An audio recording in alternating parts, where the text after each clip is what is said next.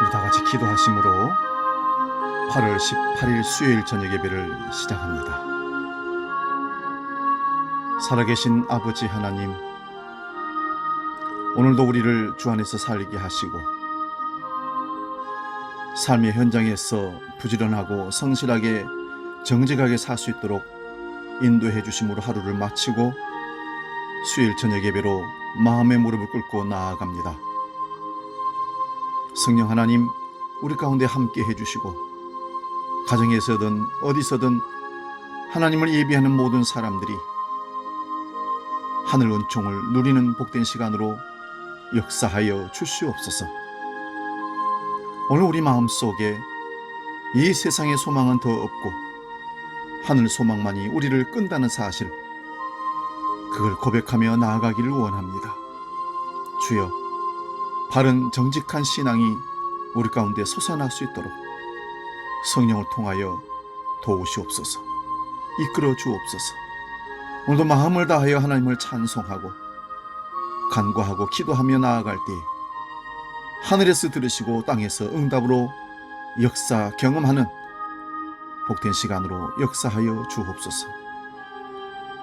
오늘도 우리에게 주시고자 하는 말씀을 주시옵고 그 말씀을 통해서 삶의 노정기를 이정표를 삼을 수 있도록 확실한 닭같은 능력의 말씀으로, 창조의 능력으로 그 말씀으로 우리에게 함께하여 주옵소서. 코로나와 경제적인 어려움과 여러 가지 복합적인 환난과 고난들이 우리에게 닥쳐오지만 여전히 우리는 주님의 손을 잡고 소망 가운데 나아가고 있사오니 믿음의 승리인 것을 믿습니다. 끝까지 붙들어 주시옵소서. 예수님의 이름으로 기도하옵나이다. 아멘.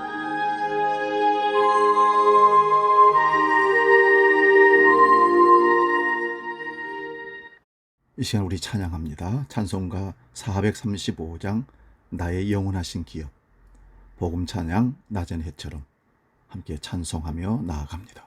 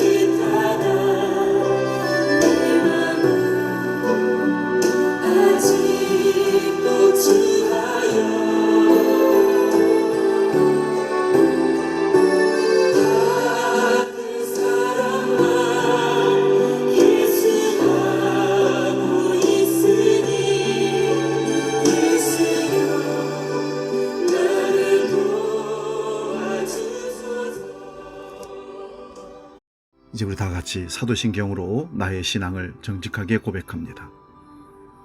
나는 전능하신 아버지 하나님, 천지의 창조주를 믿습니다. 나는 그의 유일하신 아들, 우리 주 예수 그리스도를 믿습니다. 그는 성령으로 잉태되어 동정녀 마리아에게서 나시고 본디오 빌라도에게 고난을 받아 십자가에 못 박혀 죽으시고 장사된 지 사흘 만에 죽은 자 가운데서 다시 살아나셨으며 하늘에 오르시어 전능하신 아버지 하나님 우편에 앉아 계시다가 거기로부터 살아있는 자와 죽은 자를 심판하러 오십니다. 나는 성령을 믿으며 거룩한 공교회와 성도의 교제와 죄를 용서받는 것과 몸의 부활과 영생을 믿습니다. 아멘.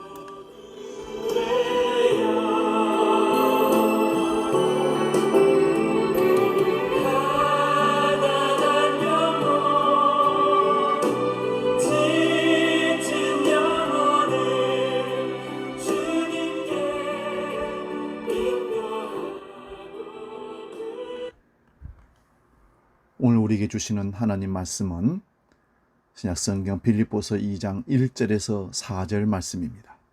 이 말씀 봉독할 때 살아계신 주님의 음성을 들을 수 있기 바랍니다. 빌립보서 2장 1절에서 4절 지금 봉독합니다. 그러므로 그리스도 안에 무슨 권면이나 사랑의 무슨 이로나 성령의 무슨 교제나 군율이나 자비가 있거든 마음을 같이하여 같은 사랑을 가지고 뜻을 합하며 한 마음을 품어 아무 일에든지 다툼이나 허영으로 하지 말고 오직 겸손한 마음으로 각각 자기보다 남을 낮게 여기고 각각 자기의 일을 돌아볼 뿐더러 또한 각각 다른 사람들의 일을 돌아보아 나의 기쁨을 충만하게 하라. 아멘. 오늘 봉독한 이 말씀으로 남을 낮게 여기고 이런 제목으로 빌립보서 강의 8번째 말씀을 상고하며 은혜 나눕니다. 남을 낮게 여기고. 지난주에 복음에 합당하게 생활하라는 말씀 기억나십니까? 복음에 합당한 삶이란 복음에 합당한 시민 노릇하라는 말입니다. 그 도시에 갔으면 그 도시의 수준에 답게 법을 지키고 그 도시의 사람들이 행동하는 습관을 따라 함께 하는 것이 필요합니다. 그래야 그들에게 받아들여짐이 될 수 있습니다. 그리스도인은 복음을 듣고 믿었다면 하늘나라의 시민이 되었다는 말입니다.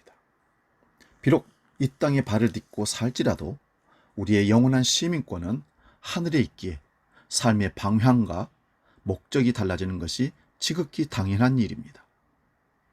그러므로 바울 사도는 빌립보 교회를 향하여 한 마음으로 서서 복음의 신앙을 위하여 협력하고 대적하는 자들을 두려워하지 말라고 권면합니다. 복음을 대적하는 자들은 멸망의 증거가 되는 것이며 복음으로 핍박을 받는 자들은 구원의 증거가 되는 것입니다. 다시 말씀드립니다. 복음을 예수 그리스도를 대적하는 자들은 멸망의 증거가 되고 복음으로 핍박을 받는 자들, 예수를 믿기 때문에 핍박을 받는 자들은 구원받은 증거가 된다는 것입니다. 그러므로 복음을 듣고 믿음으로 구원을 얻는 것이 은혜이듯이 복음으로 인하여 고난을 받는 것도 은혜로 주어진다고 말씀을 드렸습니다. 고난도 은혜라는 것입니다. 우리는 은혜라고 하면 나에게 좋은 일이 일어나는 것을만 해석하고 받아들이려고 합니다. 그렇지만 성경에서 은혜를 받은 사람들의 모습을 보면 이 세상에서 고난을 당하게 되는 것을 많이 봅니다. 히브리서 11장에 믿음의 사람들이 은혜 받은 사람들이 쭉 기록되어 있습니다. 은혜를 받은 아벨은 가인에 의해 돌에 맞아 죽었습니다. 하나님과 300년 동안 동행하며 살았던 에목은 다른 사람들의 인생의 3분의 1 정도 살았는데 하나님께서 데려가 버리셨습니다. 출애굽의 지도자였던 모세는 그리스도를 위하여 받는 수모를 애굽의 모든 귀하보다 더 귀한 제물로 여겼다고 기록하고 있습니다. 계속되는 믿음의 사람들의 내용을 보면 조롱, 채찍질, 결박, 옥에 갇힘, 돌로 침을 당함, 또한 톱으로 켜짐을 당하고 시험을 당하고 칼로 죽임을 당합니다.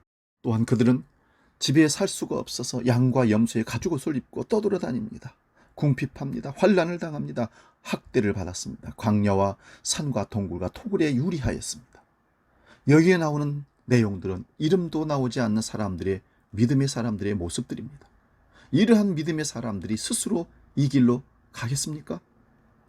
아마 모두가 피하고 싶은 길이었을 것입니다. 오늘 본문 말씀을 다시 한번 봉독하겠습니다. 그러므로 그리스도 안에 무슨 권면이나 사랑에 무슨 위로나 성령의 무슨 교제나 긍휼이나 자비가 있거든 마음을 같이하여 같은 사랑을 가지고 뜻을 합하며 한 마음을 품어 아무 일에든지 다툼이나 허용을 하지 말고 오직 겸손한 마음으로 각각 자기보다 남을 낮게 여기고 각각 자기 일을 돌아볼 뿐더러 또한 각각 다른 사람들의 일을 돌아보아 나의 기쁨을 충만하게 하라. 아멘. 사실 이 말씀을 다시 봉독을 했는데요. 이 말씀은 전체가 한 문장으로 되어 있는 말씀입니다. 지난주의 말씀과 연결되기에 본문 1절이 그러므로라는 접속사로 연결해서 계속 얘기를 합니다. 복음에 합당한 생활과 연결이 되는 말씀이라는 뜻이죠. 지난주의 말씀이 대외적인 문제를 어떻게 처리하여야 할지 그것을 말한 것이라면 오늘 말씀은 교회 내부에서 어떻게 행동을 해야 할 것인지에 대한 말씀입니다. 우선 1절을 보면 그리스도 안에서 무슨 권면이나 사랑의 무슨 위로나 성령의 무슨 교제나 긍휼이나 자비가 있거든 이라고 말씀합니다. 우리 개역개정 성경의 문장을 보면 빌립보 교회 안에 이런 것이 있다면 이라는 가정법처럼 보이지만 지금까지의 말씀을 보면 이런 것이 이미 그들 교회 안에 있었다라는 것을 말하는 것입니다. 이미 복음을 듣고 믿었기에 빌립보 교회가 생겨난 것입니다. 이렇게 되는 것이 성령의 인도하심과 복음의 선포와 믿는 일이 일어난 것을 사도행전을 통해서 우리는 살펴보았습니다. 그러므로 빌립보 교회가 그리스도의 몸이 되었습니다. 이것을 그리스도 안이라고 말합니다. 그리스도의 몸으로 함께 이루어진 존재를 우리는 그리스도 안이라고 합니다. 그리스도 안에서 어떤 권면이나 사랑의 어떤 위로나 성령의 어떤 교제나 긍휼, 자비가 있다는 말씀입니다. 다른 말로 하면 그리스도 안에서 성령의 역사가 나타나는 것입니다. 빌립보 교회가 이러함에도 불구하고 내분이 있었습니다. 교인들끼리 서로 다툼이 있었다는 말씀입니다. 여러분, 예수 믿으면 모두가 다 이해하고 모두가 다 포용하고 용서하고 사랑으로 똘똘 뭉쳐서 한 몫을 내는 것 참 중요합니다.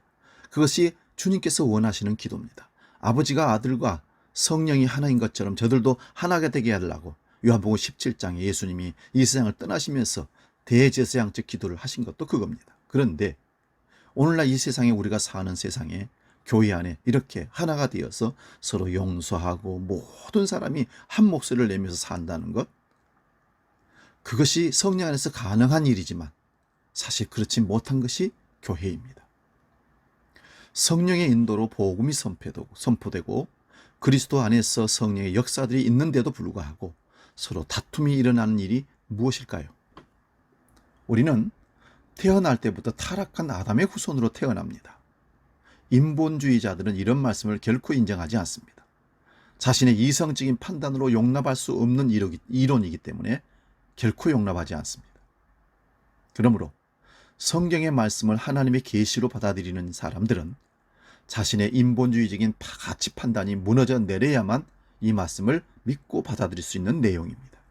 인본주의자들은 이해되고 믿어지는 것만 받아들이는 겁니다. 그리고 사람의 행위에 대해서 굉장히 강조를 하고 사람의 자유의지를 계속해서 강조를 합니다. 그러나 성경을 하나님의 계시로 받아들이는 사람이 있다면 이것은 하나님의 은혜로 받은 자들입니다.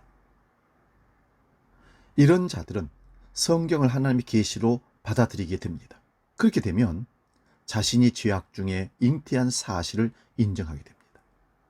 죄악 중에 잉태되었다는 것은 아담이 선악과를 따 먹을 때 우리도 그 허리에 속하여서 함께 따 먹은 것으로 해석하고 믿어지고 이해를 합니다. 그러나 인본주의자들은 아담과 우리가 무슨 상관이 있느냐? 그의 실수는 그의 실수고 우리의 실수는 우리의 실수다. 받아들이질 않습니다. 인본주의자들이 이렇게 나오는 것은 그 증거가 분명히 있습니다. 자기가 하나님처럼 높아지려고 하는 그 정세에서 나온 겁니다. 선악의 판단을 하나님 중심으로 보는 것이 아니라 나를 중심으로 선악의 판단을 내리고 살아갑니다. 언제나 자기가 중심이 되어 있습니다. 가족이 하나 되지 못함도 가족 구성들 각자가 자기가 중심이 되어 있기 때문에 그렇습니다. 교회도 정치 정당도 세상도 마찬가지입니다. 무엇이 진리냐를 묻는 것이 아닙니다. 내가 있다는 것을 진리로 여기고 사는 인생들이 인본주의자들입니다. 하나님 없는 인생들이죠.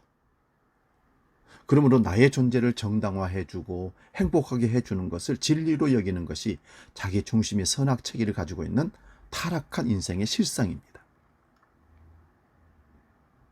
이것이 우리의 살과 뼈, 세포 하나하나에 다 들어있습니다. 나도 모르게 나타납니다. 이러한 인간이 복음을 듣고 믿게 되면 얼마나 이질적인 요소가 우리 안에 들어온 것인가를 이제 알게 됩니다. 그래서 견디지 못합니다. 복음이 들어가면 순수하게 아멘하고 평안하게 받아들이는 것이 아니라 결국 싸우게 된다는 것이죠. 우리가 독감 주사나 또 코로나 바이러스 예방 백신 주사를 맞을 때 내 속에 들어있는 정상적인 면역 체계와 그 균들과 싸우게 되는 겁니다. 그냥 받아들이지는 게 아닙니다. 이것처럼 이렇게 타락한 인본주의적인 아담의 피를 받고 살아가는 우리에게 복음의 순수한 DNA가 들어오면 견딜 수가 없는 거죠. 그걸 어떻게 바로 받아들이고 예스 하는 사람이 어디 있겠습니까? 다른 말로 하면 육체의 소욕과 성령의 소욕이 서로 우리 속에서 다투게 됩니다. 예수님을 믿음으로 성령이 우리 안에 오시기에 이런 일이 일어나는 것입니다.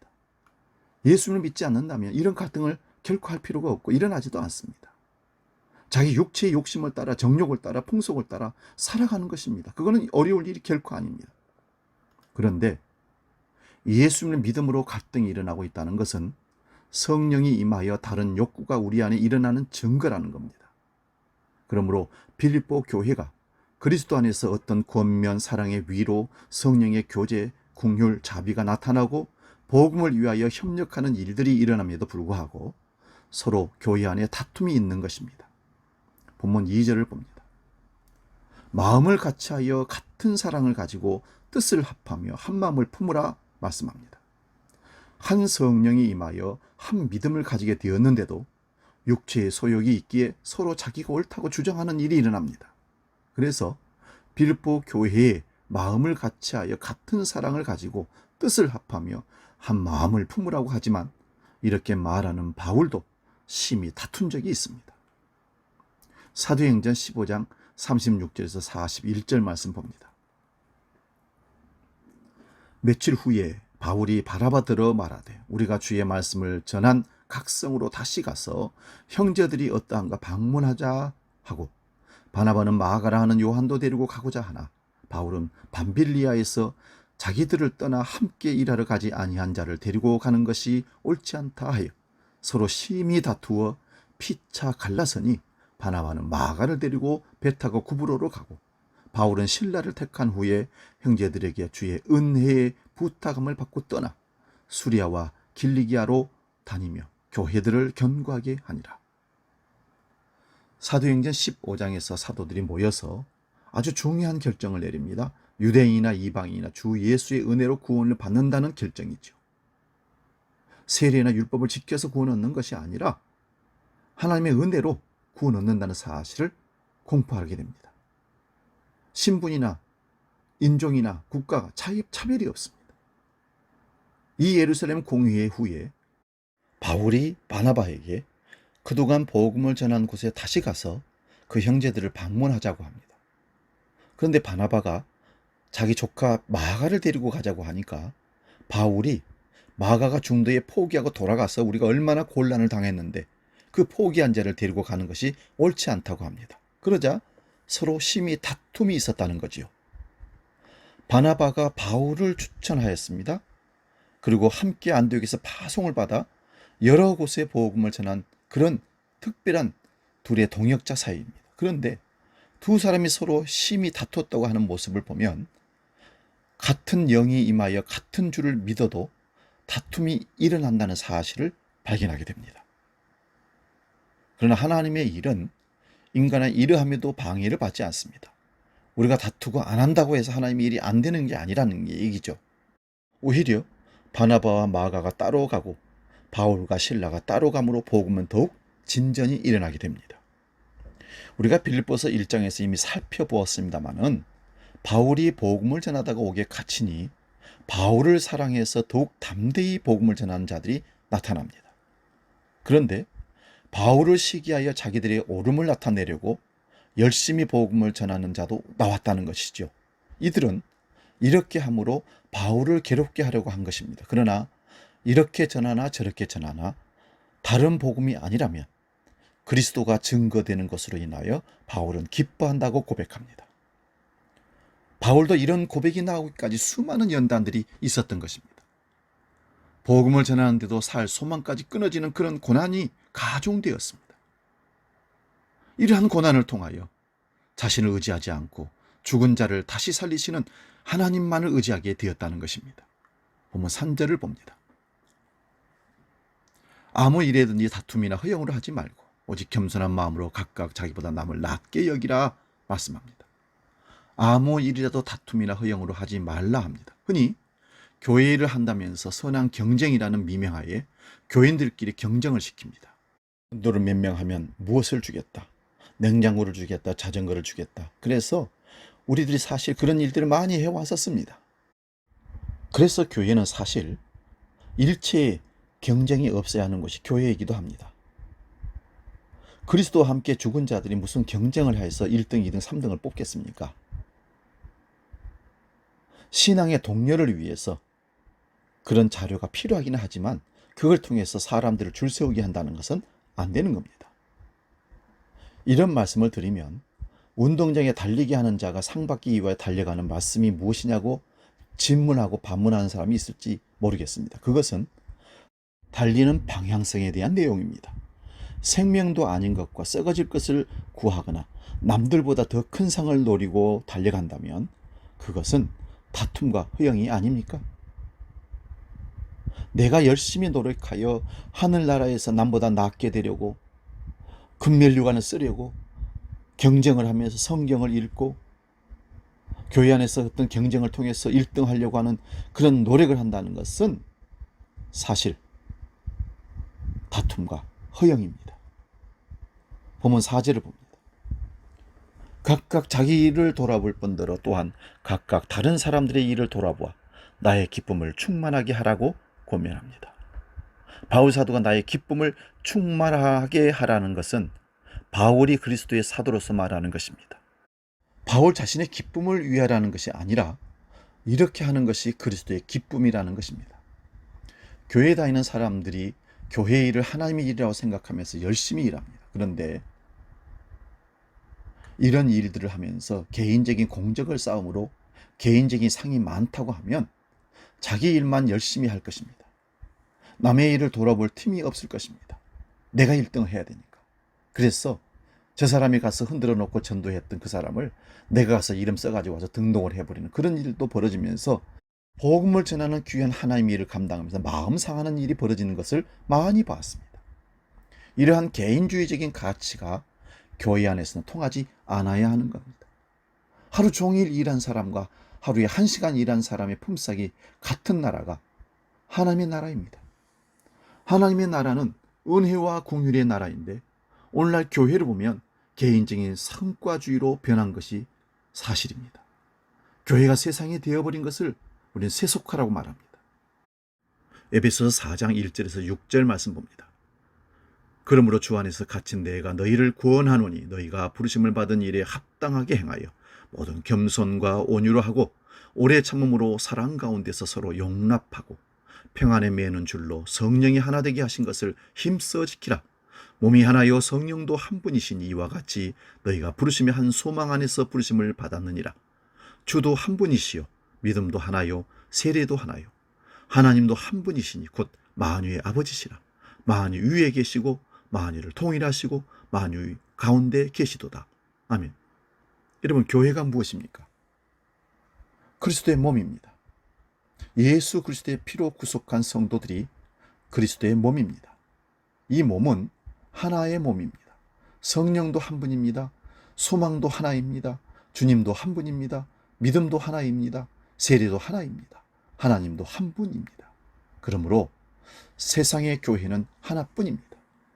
그런데 우리는 네 교회, 내 교회, 큰 교회, 작은 교회, 멋진 교회, 덜 멋진 교회, 이렇게 교회를 나누고 교단을, 교파를 나누고 큰 교회, 작은 교회를, 개척교회를 줄세우기 하면서 나눕니다. 교회가 하나뿐이라고 하니 신학자들이 이렇게 얘기합니다. 보이는 교회와 보이지 않는 교회로 구분해서 얘기합니다. 보이는 교회는 이렇게 지상의 교회들이지만 보이지 않는 교회는 온전한 그리스도의 몸이라고 하는 성도들을 교회라고 합니다. 그러나 우리가 한 성령을 받았다면 한 몸이며 한 교회입니다. 그런데 교회들끼리 경쟁을 합니다. 교단들끼리 경쟁을 합니다. 교회 안에서도 경쟁합니다. 바울의 복음을 들은 빌립보 교회 안에서도 서로 다툼이 일어납니다. 그러므로 바울 사도는 겸손하라고 말합니다. 나보다 남을 낮게 여기라고 합니다. 그런데 이런 모습이 도덕적인 훈련이나 율법적인 훈련으로 되는 것이 결코 아닙니다.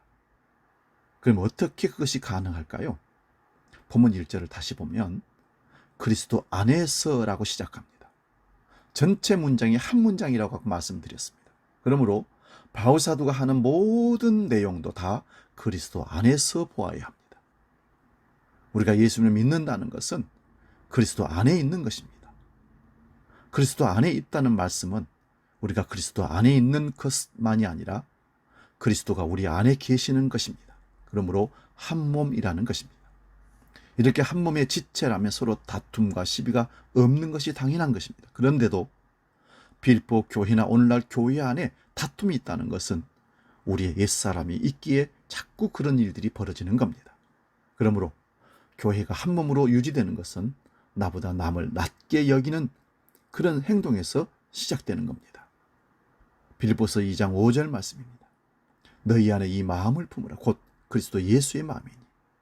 다음 주에 살펴보겠습니다마는 그리스도의 마음을 품는 것입니다.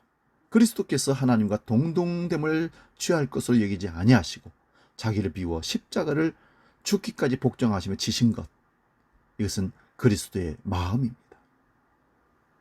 이러한 그리스도를 먹고 마시는 자들이 다툼이 일어난다는 것은 아직 그리스도의 마음으로 충만하지 않은 증거입니다. 그리스도가 우리 안에 충만히 거하신다는 것은 말씀이 충만하다는 뜻입니다. 예수님의 말씀이 영이기에 성령으로 충만하다는 것은 예수님의 말씀이 우리 안에 충만하여 그 말씀의 지배를 받고 산다는 뜻입니다. 그러면 다른 사람을 나보다 낮게 보게 됩니다. 성령이 임하면 자기의 죄를 알게 되고 자기의 부족함을 깨닫게 됩니다. 자기의 죄를 안 자는, 자기의 부족함을 깨닫는 자는 믿음이 들면 들수록, 커지면 커질수록, 주님과 그 깊이 사귀면 사귈수록 자기의 못난 모습, 드디어 내려짐이 시작되는 것입니다. 전에는 죄로 여기지도 않았던 것들이 더 크게 부각이 됩니다. 자신의 존재 자체가 얼마나 죄로 가득한지를 알게 되기 때문에 작은 일에도 마음의 상처가 되고 아픔이 되어 하나님 앞에 나아가서 더 이상 괴로워서 견딜 수 없어 용서해달라고 고백하게 되는 것입니다. 예전에는 소를 가져갔어도 정당하게 내 것이라고 여겼던 거짓된 모습이 바늘 하나만 가져갔어도 견딜 수 없는 모습으로 바뀐다고 비교할 수 있을까요? 고린도전서 15장 8절에서 10절 말씀 봅니다. 맨 나중에 만삭되지 못하여 난 자 같은 내게도 보이셨느니라. 나는 사도 중에 가장 작은 자라. 나는 하나님의 교회를 박해하였으므로 사도라 칭함을 받기도 감당하지 못할 자니라. 그러나 내가 나 된 것은 하나님의 은혜로 된 것이니 내게 주신 그 은혜가 헛되지 아니하여 내가 모든 사도보다 더 많이 수고하였으나 내가 한 것이 아니요 오직 나와 함께 하신 하나님의 은혜로다. 바울 사도가 자신을 만삭되지 못한 자며 사도 중에 가장 작은 자라고 합니다. 이런 자는 어떤 사도보다 더 많이 수고했지만 자신이 아니라 하나님의 은혜라고 고백합니다. 디모데전서 1장 15절 17절 말씀 봅니다. 믿보다 모든 사람이 받을 만한 이 말이여 그리스도 예수께서 죄인을 구원하시려고 세상에 임하셨다 하였도다. 죄인 중에 내가 개순이라. 그러나 내가 궁유를 입은 까닭은 예수 그리스도께서 내게 먼저 일체 오래 참으심을 보이사 후에 주를 믿어 영생 얻는 자들에게 본이 되게 하려 하심이라. 영원하신 왕 곧 썩지 아니하시고 보이지 아니하시고 홀로 하나이신 하나님께 존귀와 영광이 영원 무궁하도록 있을지어다. 아멘. 사랑하는 여러분, 우리가 하나님의 은혜를 입었다는 것은 자신이 어떤 존재인지를 제대로 알게 되는 겁니다. 바울 사도는 자기 자신을 예수를 만나고 변화된 상태에서 만삭되지 못하여 난 자 같은 부족한 자기라고 고백합니다. 또한 바울은 죄인 중에 괴수라고 고백합니다. 그리고 서신을 보낼 때마다 예수 그리스도의 종, 노예라고 고백합니다. 이것이 예수 믿는 자들의 자기 정체성입니다. 그래서 주님이 우리 안에 오시고 주인이 되시고 중심이 되시는 겁니다. 나로 가득 차 있다면 주님은 결코 성령으로 우리 가운데 들어오실 수가 없습니다. 그리스도 예수께서 의인을 부르러 온 것이 아니라 죄인을 부르시고 구원하려고 세상에 오셨다고 하셨습니다. 죄인인 것을 인정하는 자가 예수를 만나게 되고 예수 그리스도를 통해서 구원을 이루게 되는 것입니다. 이런 주님 앞에 자신이 죄인 중에 괴수로 가는 자들이 모인 곳이 사실 교회입니다. 그러니 모두가 죄인인데 누구인들 내가 저 사람보다 똑똑하고 잘났고 내가 더 열심을 내었고 내가 더 잘한다고 말할 수가 있겠습니까? 우리는 다른 사람들보다 내가 더 괴수, 죄인이라는 사실을 알고 있다면 겸손할 수밖에 없습니다. 나보다 남을 낮게 여기는 삶, 이런 곳에서 우리가 천국을 맛볼 수 있는 것입니다. 주님도 말씀하셨습니다. 인자가 온 것은 섬김을 받으려 함이 아니요 도리어 섬기려 하고 자기 몸을 많은 사람의 대속물로 주려 함이니라. 이 시간 우리 복음 찬양 오늘 나는 이 찬양하고 기도하고 마치겠습니다.